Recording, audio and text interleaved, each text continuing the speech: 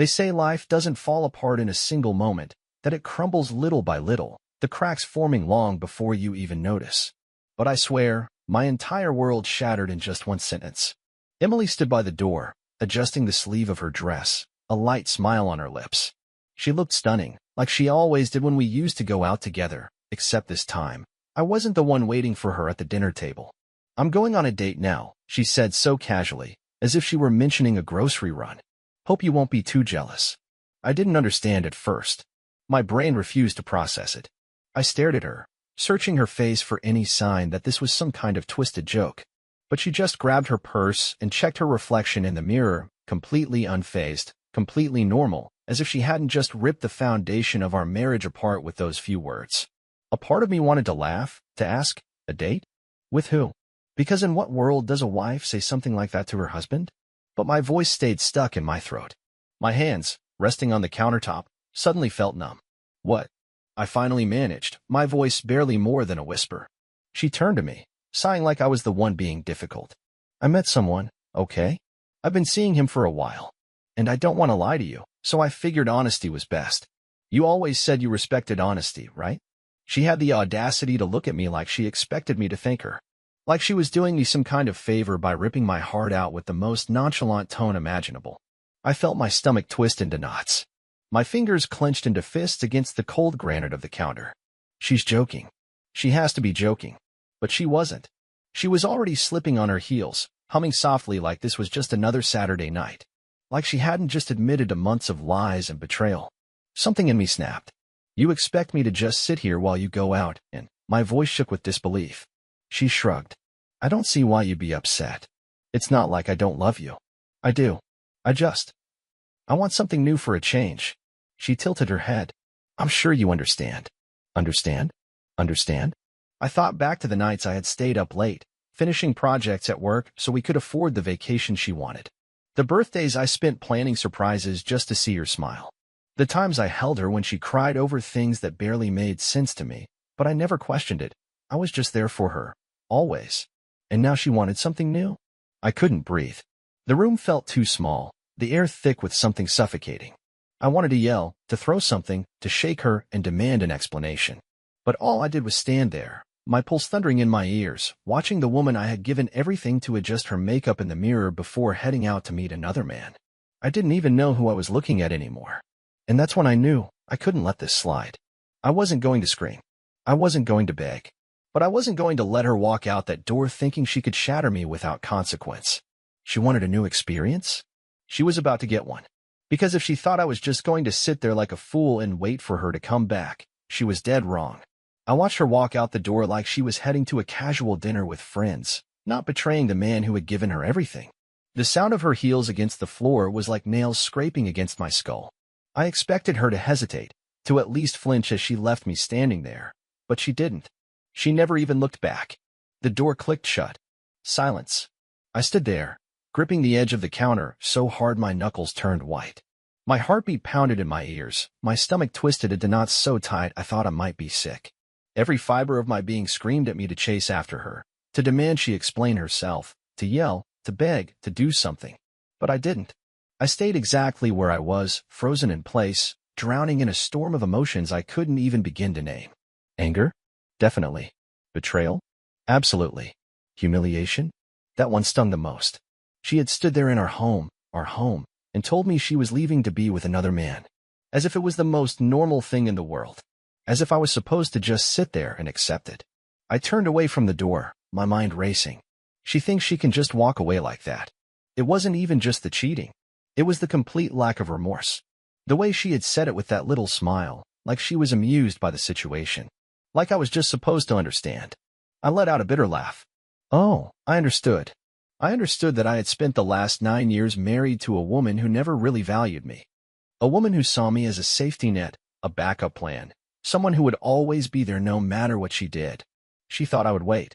She thought she could go out, have her fun, and then come back to me whenever she was done. Wrong. I grabbed my phone, my fingers shaking as I scrolled through my contacts. There was one person I needed to talk to. "Hey, man," a familiar voice answered after 2 rings. It was my best friend, Adam. We had known each other since college, And if there was one person who could talk me down from the rage boiling inside me, it was him. She left, I said, my voice hoarse. There was a pause. What do you mean, she left? She told me. I swallowed hard, barely believing the words even as I said them. She told me she was going on a date, looked me in the eye and said it like it was nothing. I heard him exhale sharply. No. No way. She actually said that? I let out a bitter chuckle, like she was telling me what she had for lunch. A long silence. Then, so what now? That was the real question, wasn't it? What now? I had options. I could call her, scream at her, demand an explanation. I could beg her to stay, try to fight for the marriage like some pathetic fool who didn't know he'd already lost. Or I could make sure that when she walked back through that door, expecting me to be right where she left me, her entire world would be flipped upside down. I took a deep breath, my hand steadying. I need your help, I said. Adam didn't even hesitate.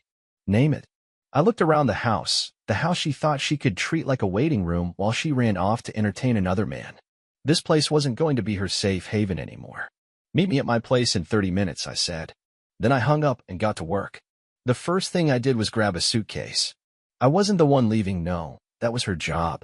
But I was going to make sure that when she came back, her bags would already be packed for her. I started with her closet. Dress after dress, pair after pair of shoes, all the things she had bought using our money, stuffed into the suitcase like they meant nothing, because now, they didn't. I was halfway through when Adam arrived. Holy shit, he muttered, stepping inside and taking in the mess. You're really doing this? I zipped the suitcase shut with more force than necessary. She doesn't get to treat me like this and come back expecting nothing to change. Adam ran a hand through his hair, clearly trying to process what was happening. Man, I knew she was selfish, but this is another level. I clenched my jaw. I'm done being her backup plan. He nodded slowly, then glanced toward the living room. So, what's next? I already knew. Help me change the locks. Adam let out a low whistle. Damn. I met his gaze, my expression firm. She walked out like I was just supposed to wait. Like she could come back whenever she felt like it. I crossed my arms. I want her to come home and realize she made the biggest mistake of her life. Adam gave a slow nod. All right, man. Let's do it. 2 hours later, the locks were changed. Her things were packed. And I was sitting on the couch, drinking a beer, waiting. I didn't call her. I didn't text. I wanted her to think everything was normal. That she could just waltz back in and resume life like nothing had happened. She had no idea what was waiting for her. And when she finally walked back through that door, she was in for the shock of her life. I sat there, waiting. The house felt different now, emptier, but in a good way. It wasn't just a place where I lived anymore. It was a place where I had drawn a line. No more being taken for granted. No more playing the fool while my wife paraded around with another man, assuming I'd be here waiting with open arms.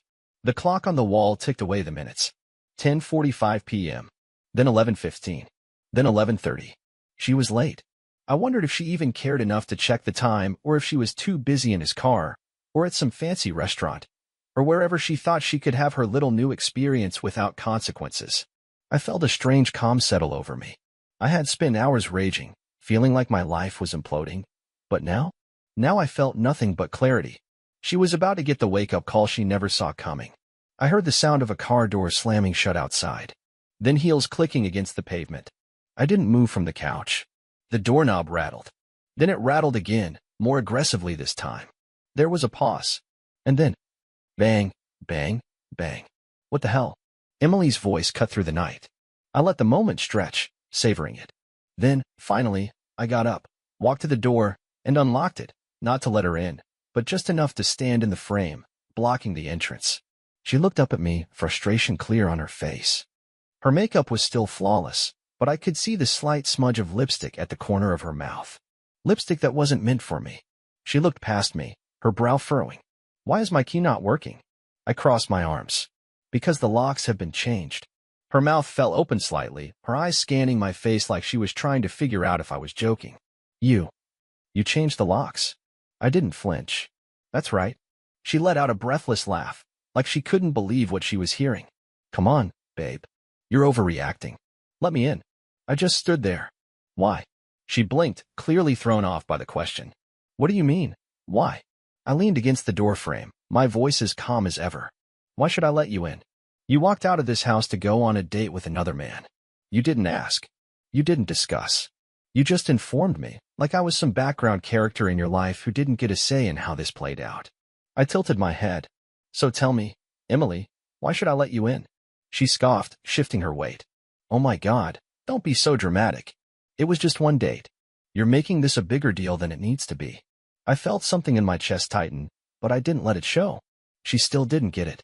I gestured to the suitcase sitting just behind me, right by the door. Your things are packed. You should take them and go.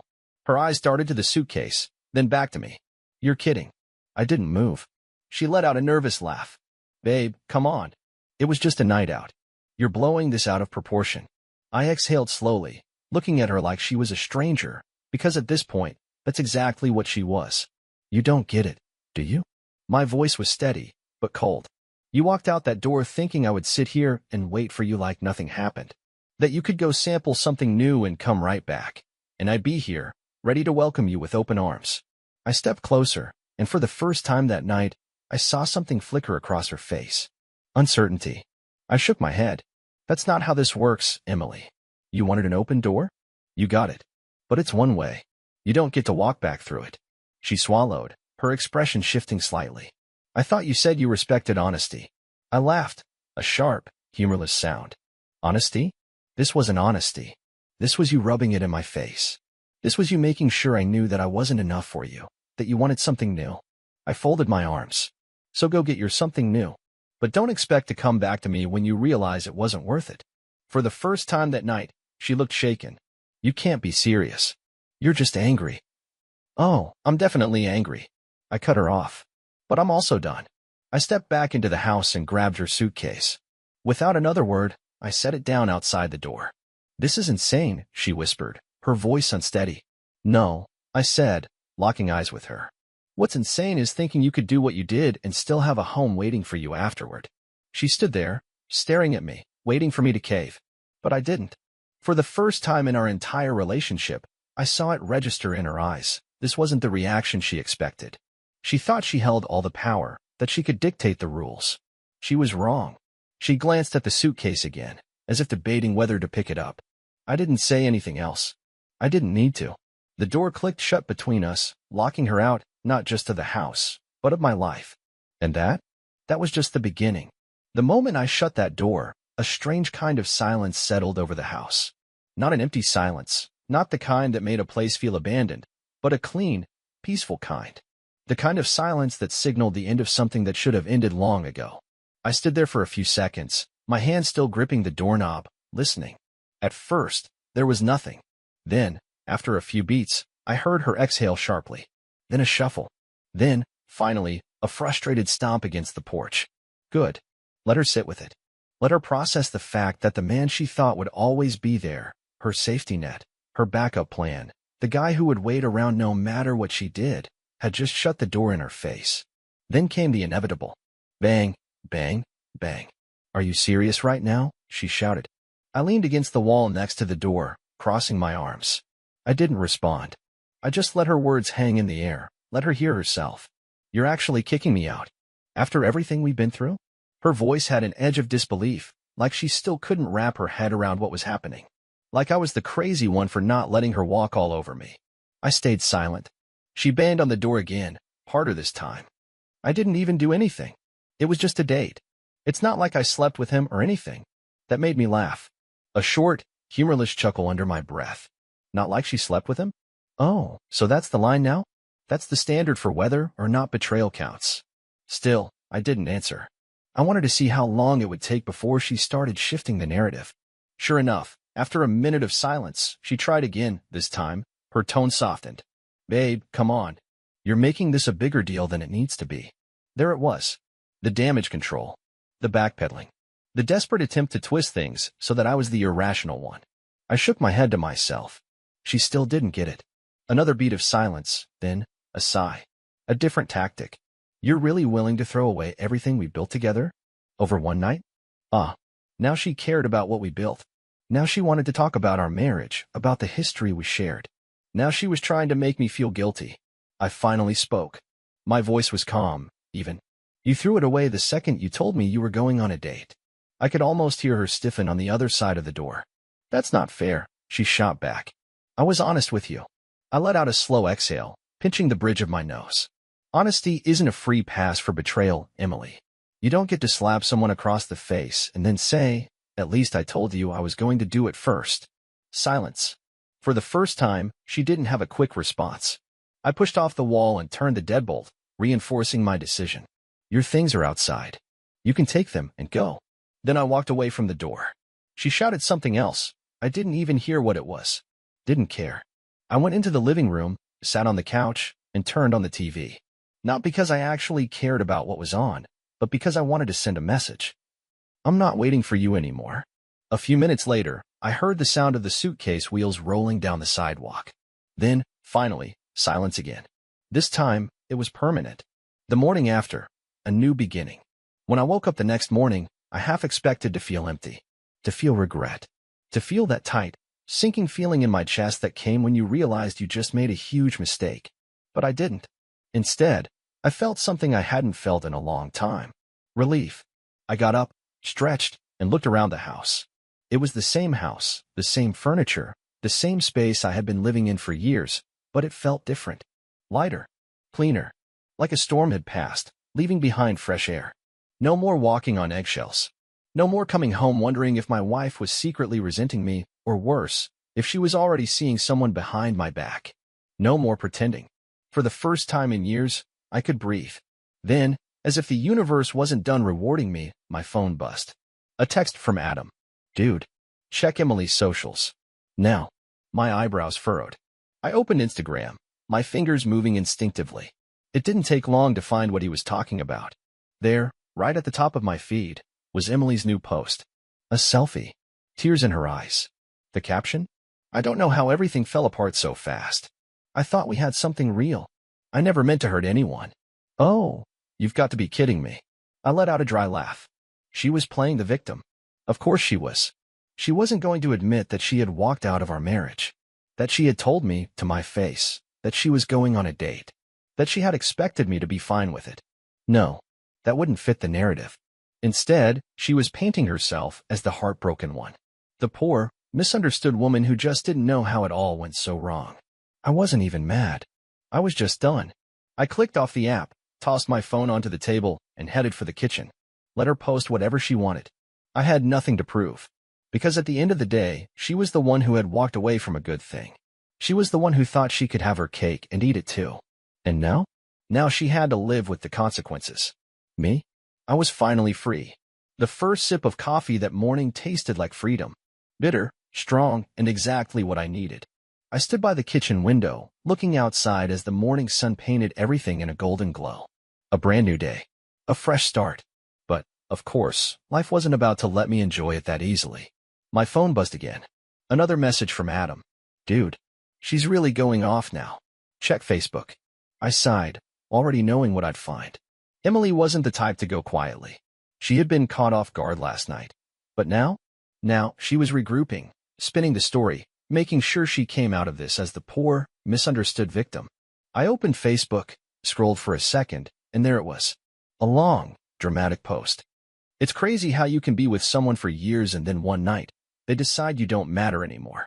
I always thought love was about understanding, about growing together, about accepting each other's needs. But I guess I was wrong. Some people just don't know how to handle honesty. I laughed out loud. Honesty? That's what she was calling it? She had told me to my face she was going on a date with another man, and now she was twisting it like I was the one who had abandoned her.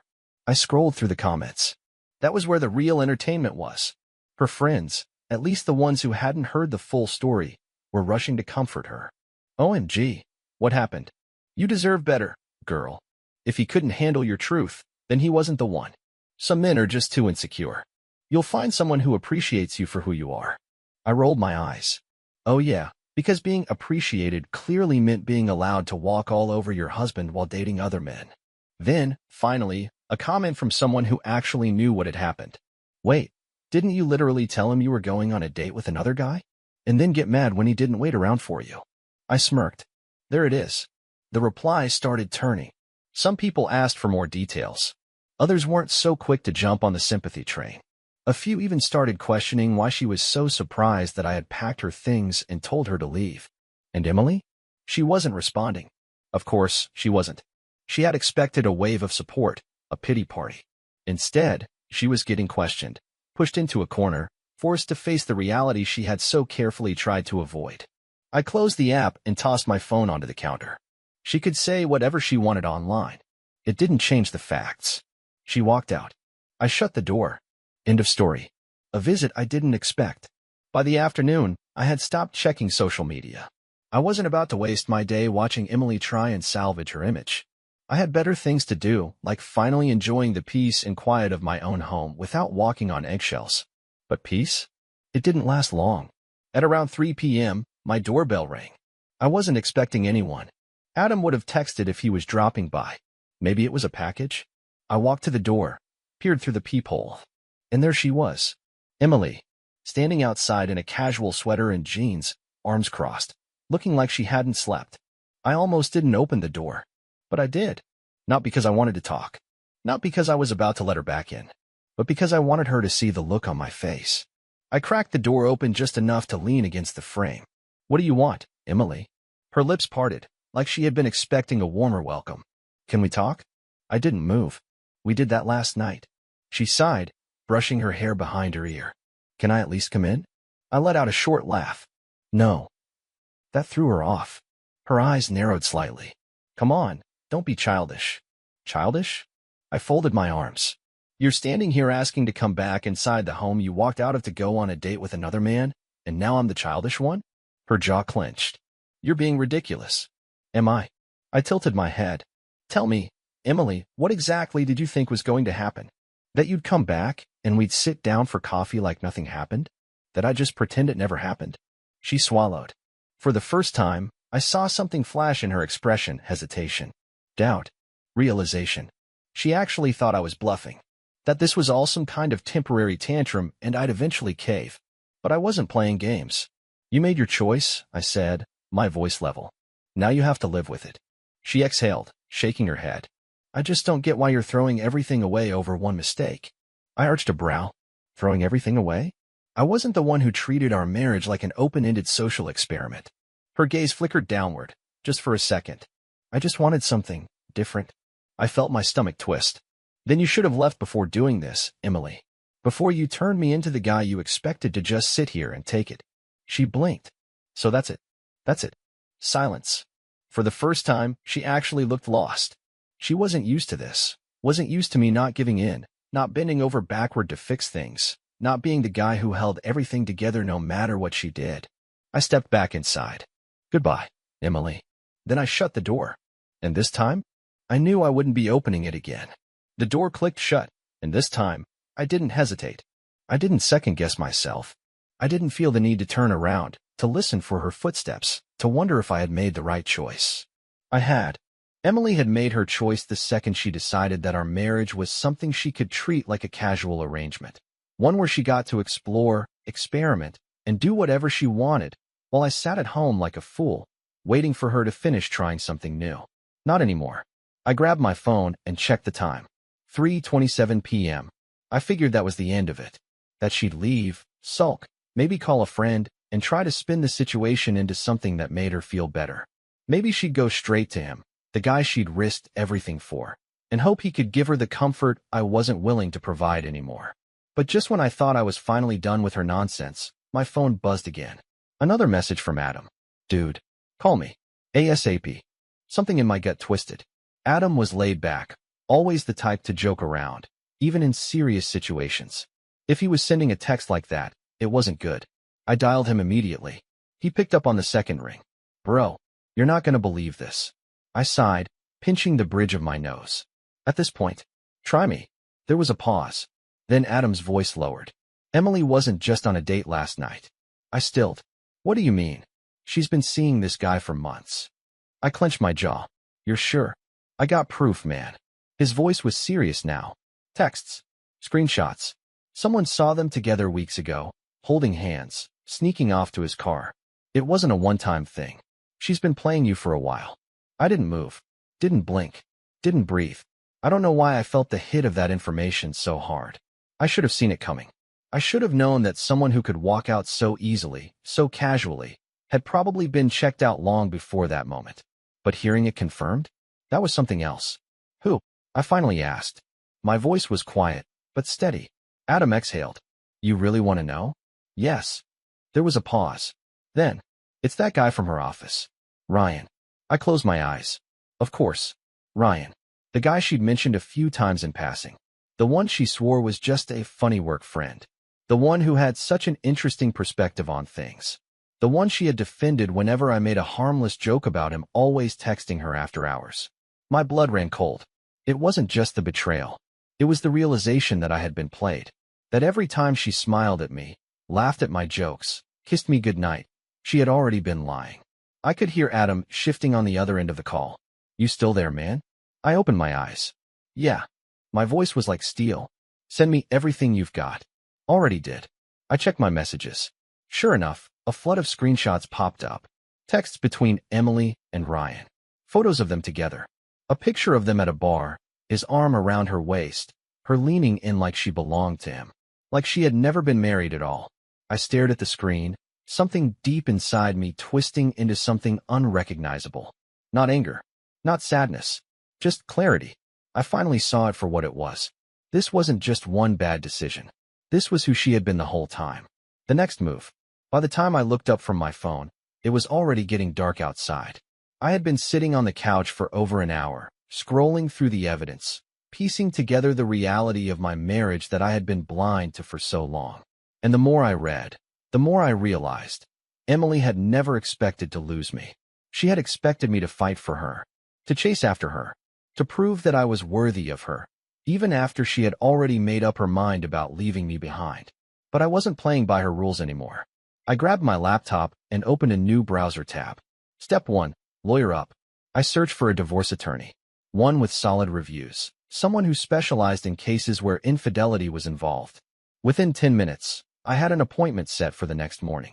Step 2. Bank accounts. I logged into our shared accounts. Emily hadn't drained them yet, but I wasn't about to take any chances. I moved my paycheck into a separate account under my name only. The savings? I flagged them, noting every transaction she had made in the last few months. Step 3. Locks and security. I wasn't an idiot. Just because she had left with her suitcase didn't mean she wouldn't try to come back. I called my security company and upgraded the system. Cameras at the front and back doors. Alerts to my phone. By the time I was done, I felt something I hadn't felt in a long time. Control. This was my life again. My choices. My future. And Emily? She was nothing more than a lesson I had learned the hard way. The message that sealed it. Just as I was shutting my laptop, my phone buzzed. A text. From Emily. I exhaled slowly, then opened it. Hey, can we talk? I stared at the screen. No apology. No remorse. Just can we talk? Like she thought she could just fix this. I smirked. Then, slowly, I typed back my reply. We already did. And then, for the first time since this whole mess started, I blocked her number. The next morning, I woke up to something I hadn't felt in a long time. Peace. No tension in my chest. No paranoia about what Emily was doing behind my back. No heavy silence in the house, thick with unspoken words and hidden betrayals. Just peace. I stretched, got out of bed, and went about my morning. Coffee. A quick workout. A shower. Everything felt normal, like I had shed some invisible weight that had been pressing down on me for years. But, of course, life wasn't about to let me enjoy it for too long. At 9:37 a.m., my phone rang. I glanced at the screen. Unknown number. I almost ignored it. Almost. But something told me to pick up. I swiped to answer. Hello. There was a pause. Then, hey, it's me. Emily. I let out a slow breath, gripping my coffee mug a little tighter. Didn't take you long to find a new number to call from. She exhaled sharply. You blocked me. Yup. I took a sip of coffee. What do you want? A beat of silence. Then, I think we should talk. I laughed under my breath. We already did. She ignored that. Can we meet? In person? I frowned. Why? Another pause. Then, softer this time. Because I want to explain. I clenched my jaw, resisting the immediate urge to say explain what? I had all the explanation I needed. The texts. The photos. The casual way she had walked out the door without a second thought. But then I realized something. She didn't know that I had all that evidence. She thought I was still in the dark, that I only knew about the one date she had admitted to. and that meant she was probably about to try and spin the story again. I leaned back in my chair, considering my options. I could hang up, ignore her, walk away completely. But a part of me wanted to see her face when she realized she wasn't the one in control anymore. I made my decision. Fine, I said. Let's meet. The final conversation. We met at a quiet cafe downtown. Neutral ground. Somewhere public. Somewhere I knew she wouldn't try to pull any theatrics. I got there first. Ordered a black coffee. Sat by the window, watching people pass by on the street. Then, at exactly 10:15 a.m., Emily walked in. She looked different. Not in a dramatic way, but in a subtle way. Her hair was pulled back, and she wasn't wearing the usual polished makeup she always wore. She looked smaller, somehow. Not physically, but emotionally. Like the weight of her choices had finally started to catch up to her. She spotted me, hesitated for a second, then made her way over. "Hey," she said, sliding into the seat across from me. I didn't respond. Just raised an eyebrow, waiting. She fidgeted, running a finger along the edge of her cup. I don't even know where to start. "How about with the truth?" I said, my voice calm but firm. She swallowed. "I never meant to hurt you." I let out a short laugh. "Really? Because you didn't seem too concerned about that when you were getting ready for your date." Her face tightened. "It wasn't like that." "Oh." I tilted my head. "Then tell me, Emily, how was it?" She took a deep breath, as if preparing for some grand speech. "I felt stuck," she said. "Like our marriage was just routine. I felt like I was losing myself. And then Ryan came along. And he was." I held up a hand. "Stop." She blinked. "What?" "I already know." I pulled out my phone, tapped the screen, and slid it across the table. Right there, clear as day, was one of the photos Adam had sent me. Emily and Ryan, standing too close together. His arm wrapped around her waist. Her leaning in like she belonged to him. Her face drained of color. "Where did you?" "Doesn't matter." I cut in. "What matters is that you've been lying to me for months.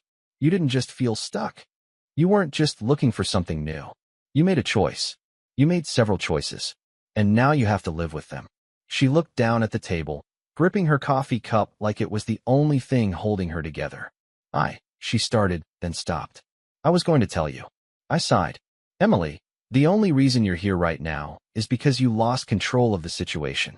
If I had begged you to stay, if I had taken you back, you never would have told me the truth." Her silence was all the confirmation I needed. I leaned forward slightly. "Tell me something, Emily. If I hadn't changed the locks, if I hadn't packed your things, would you have still gone out with him that night?" She swallowed hard. I waited. Her eyes flicked away. "I don't know." I sat back. "Then we're done here." She looked up, her expression shifting. "Just like that?" "Yes," I said simply. "Just like that." She stared at me, searching my face for something. I could see it, the realization creeping in, the understanding that this time, I wasn't going to break. I stood up, grabbed my phone, and threw a few bills on the table for my coffee. Then I looked at her one last time. "I hope you find whatever it is you were looking for, Emily," I said. "But you won't find it with me." Then I walked away. And I didn't look back. The aftermath. It's been a few weeks since that conversation. Emily tried reaching out a couple more times, texting from different numbers, sending vague, "I just want to talk" messages. But I never responded. I finalized the divorce papers, and now everything is in motion. And me? I'm good. Better than good, actually. For the first time in years, I'm living life on my terms. No more walking on eggshells. No more being taken for granted. No more waiting for someone who never really valued me in the first place. And as for Emily? Well, last I heard, Ryan wasn't as exciting as she thought he'd be. Funny how that works. Life has a funny way of teaching you lessons. A month ago, I thought my world had fallen apart.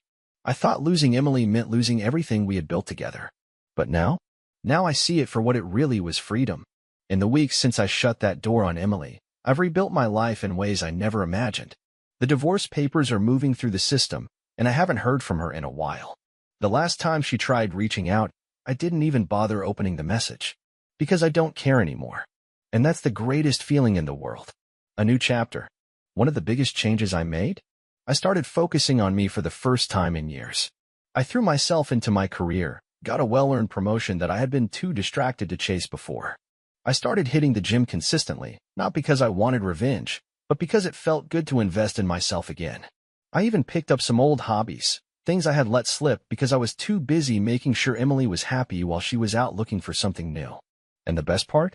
I started saying yes to life again. A few weeks ago, Adam invited me to a small get-together.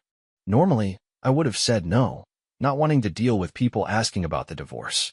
But I went, and that's where I met her. No, this isn't some Hollywood love story where I immediately found the perfect woman to heal my wounds. That's not how life works.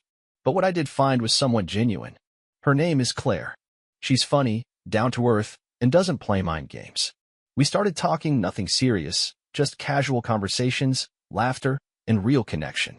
For the first time in a long time, I wasn't looking over my shoulder, waiting for the other shoe to drop.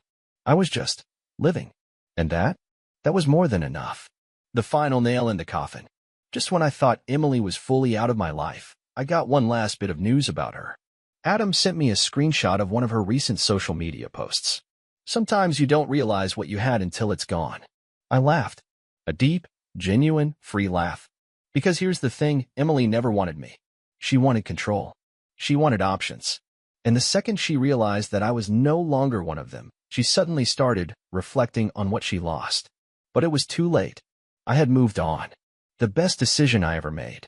If you had told me a few months ago that kicking Emily out would be the best thing that ever happened to me, I wouldn't have believed you. But now, I'm thriving. I wake up every morning without a pit in my stomach. I don't have to wonder who my wife is texting or if she's truly happy with me. Because I'm finally happy with myself. So if there's one lesson I learned from all of this, it's this. Sometimes, losing someone isn't a loss, it's a win. And walking away? That was the best thing I ever did.